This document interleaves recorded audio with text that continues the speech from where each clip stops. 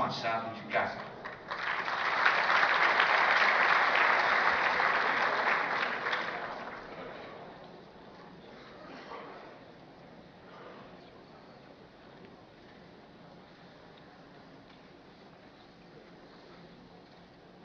Excelentíssimo senhor governador do estado do Mato Grosso do Sul, senhor André Putinelli, na pessoa de quem cumprimento todas as demais autoridades presentes à mesa, meus caros colegas defensores e defensoras públicas de todos os estados do Brasil e de outros países, defensores latino-americanos que muito nos honram aqui com suas presenças, autoridades presentes, senhoras e senhores. Achei que os eruditos, nas altas abstrações, se esqueciam das coisas simples da Terra. Foi aí que encontrei Einstein, ele mesmo, Alberto Einstein, que me ensinou essa frase: a imaginação é mais importante que o saber. São palavras do poeta pantaneiro Manuel de Barros, que dá nome a esse auditório e que eu dedico à minha querida amiga e presidente da Associação dos Defensores Públicos do Mato Grosso do Sul, Mônica de Salvo. Mônica, você soube do não saber, que todos nós não sabemos fazer um congresso, usar a imaginação para fazer esse belíssimo congresso e receber a todos nós, defensores públicos de todo o país e de outros países, com tanto carinho e com essa cerimônia belíssima de abertura que você brindou a todos nós. Parabéns, Mônica, e muito obrigado por todo o seu empenho.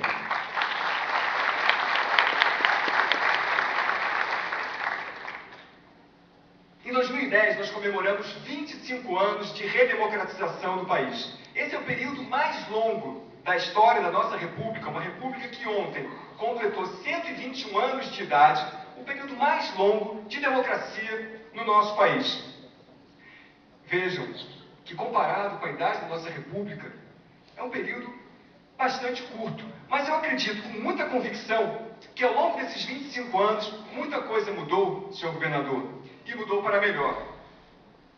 Acredito que os poderes executivo e legislativo, naturalmente, pela grande e principal reforma que sofreram, que é a reforma da eleição, do voto direto e também da necessidade de maior transparência e participação social, mudaram substancialmente. O Poder Judiciário, de modo geral, demorou um pouco mais para mudar. Na verdade, começa a mudar efetivamente, a ter mudanças mais substanciais do Poder Judiciário a partir da reforma constitucional de 2004, a emenda constitucional 45. No entanto, resgatando um pouco da história da Constituição brasileira de 1998, acredito, não tenho dúvida sobre isso também, que as duas grandes transformações no sistema de justiça introduzidas pela Constituição Cidadã de 1988, como sempre nos lembra nosso querido deputado Mauro Benevides, no sistema de justiça que merece a homenagem eterna de todos nós, defensores públicos, na Constituição Cidadã, a principal mudança no sistema de justiça foi no Ministério Público e na Defensoria Pública. É claro, sabemos, um pouco mais generosa com o primeiro do que com o segundo. E, curiosamente, a Constituição que redemocratizou o país foi, de fato, muito mais generosa com o órgão responsável pela acusação do que com o órgão responsável pela defesa pública da grande maioria dos brasileiros no país. Mas percebo que de lá para cá, isso tem mudado. E hoje, a Defensoria Pública, ao longo dos últimos 10 anos, e como bem falaram todos os colegas que me antecederam aqui, a Defensoria Pública é a instituição no sistema de justiça que mais cresce. Sabemos que ainda temos grandes dificuldades. A questão orçamentária, senhor governador, é uma delas, sem a menor sombra de dúvidas.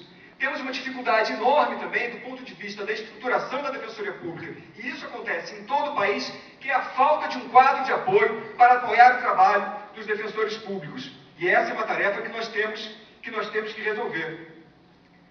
E o que é importante destacar é que esse caminho é o caminho do equilíbrio na balança entre acusação e defesa. Porque a Constituição Federal, com todos os seus acertos, criou um modelo de desequilíbrio.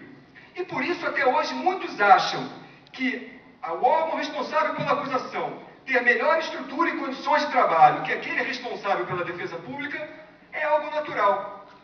Mas nós temos a certeza de que não é. E que nos digam, por exemplo, os nossos irmãos argentinos, que aqui estão presentes, onde, nesse país, desde a reforma constitucional de 1994, Ministério Público e Defensoria Pública são tratados, em nível federal, tratados em pé de igualdade. Na verdade, compõem eles uma mesma instituição com duas cabeças, rigorosamente iguais do ponto de vista orçamentário, o que quer dizer condições de trabalho, do ponto de vista de todo o tratamento constitucional e, inclusive, do ponto de vista do tratamento que dispensa aos membros das duas instituições. E, nesse ponto, é um exemplo para o Brasil seguir. Senhoras e senhores, falando sobre a Constituição de 1988, também não poderia deixar de falar no grande avanço que tivemos para o acesso à justiça, a democratização do acesso à justiça, que foi o artigo 134. E sobre o artigo 134, que vale como uma verdadeira certidão de nascimento para a Defensoria Pública no país, eu quero fazer aqui as minhas homenagens a todos os colegas, hoje já aposentados, que lutaram bravamente pela aprovação desse dispositivo constitucional, e o faço na pessoa da nossa querida ex-presidente da ANATEC, doutora Sueli Pletschnader. Sueli, de coração, todos nós agradecemos muito a você e a todos os companheiros que trilharam esse caminho e ensinaram para a gente como trabalhar e lutar e se apaixonar pela Defensoria Pública, tarefa que tentamos seguir até hoje, mirando no seu exemplo.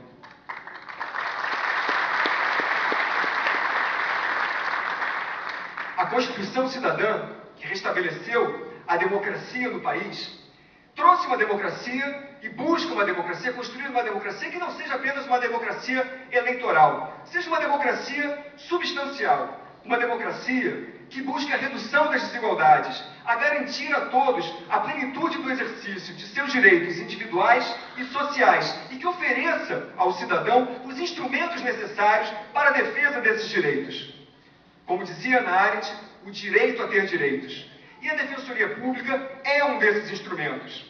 A Defensoria Pública, como diz a Lei Complementar 132, é expressão e instrumento do regime democrático, cabendo a orientação jurídica, a promoção dos direitos humanos e a defesa, em todos os graus, dos direitos individuais e coletivos. Aliás, a Lei Complementar 132, que trouxe tantas novas atribuições para a Defensoria Pública, que redemocratizou a Defensoria Pública, essa é uma verdadeira revolução, não apenas interna, mas para a sociedade de acesso à justiça no nosso país. Por isso, quero inclusive comunicar aos senhores que na reunião de diretoria de hoje da Associação Nacional dos Defensores Públicos, deliberamos por lançar uma campanha interna, um movimento pela implantação imediata da Lei Complementar 132. 132 já em todo o país, de maneira uniforme, porque a lei foi aprovada justamente para ser cumprida e fazer todas as transformações que a Defensoria Pública e mais a sociedade precisa. Por isso, senhoras e senhores, e já concluindo, abreviando um pouco do que tinha pensado em falar, gostaria de chamar a atenção para esse processo de luta que todos nós temos vivenciado ao longo desses anos. Essas lutas que nós estamos traçando, nós fizemos uma opção clara.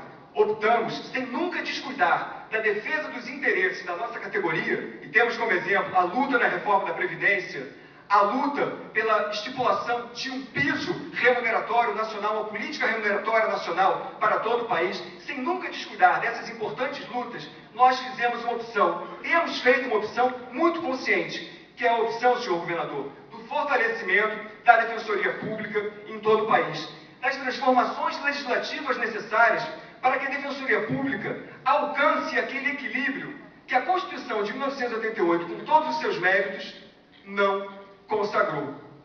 E para essa luta tem sido, sempre foi e continuará sendo absolutamente imprescindível o apoio que nós temos do conjunto da sociedade.